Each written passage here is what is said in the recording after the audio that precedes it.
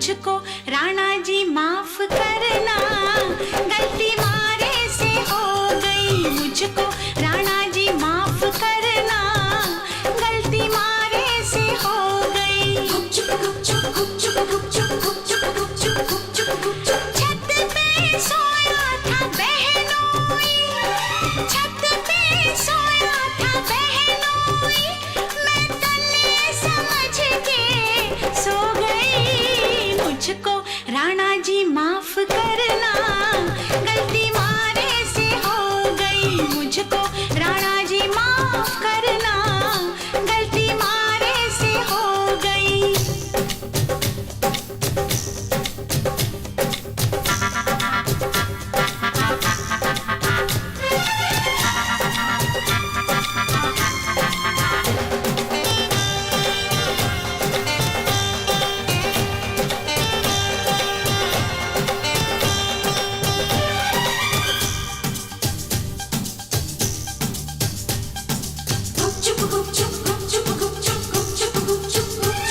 हाय बहनोई तो बहनोई ठहरा, क्यों ना पहचाना तूने पिया जी का चेहरा।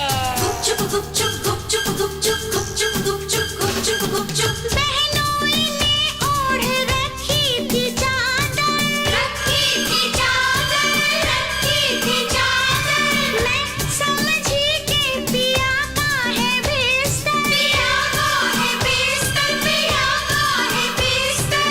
आधे बिस्तर पे वो सोया था, आधे पे मैं भी सो गई।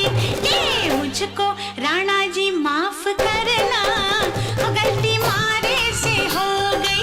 मुझको राणा जी माफ करना, गलती मारे से हो गई।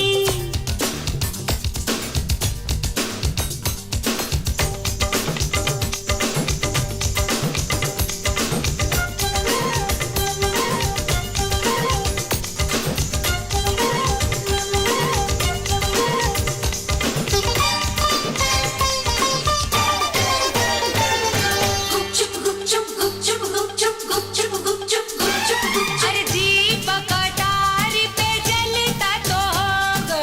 गुपचुप गुपचुप गुपचुप गुपचुप गुपचुप गुपचुप गुपचुप गुपचुप दीपक अटारी पे जलता तो होगा।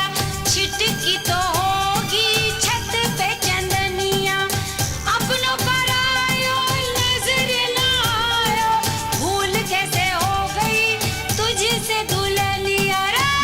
गुपचुप गुपचुप गुपचुप गुपचुप गुपचुप गुपचुप गुपचुप भूल हुई मुझसे तो कैसा अचंभा, कैसा अचंभा, कैसा अचंभा। बहनोई भी था पिया जितना लंबा, पिया जितना लंबा, पिया जितना लंबा। चूर थी मैं दिन भर की थपन से, पड़ते ही बिस्तर पे सो गई। मुझको राणा जी माफ करना, गलती मारे से हो गई। मुझको राणा जी माफ करना, गलती मारे से हो गई। गुपचुप गुपचुप गुपचुप गुपचुप गुपचुप गुपचुप गुपचुप गुपचुप सोच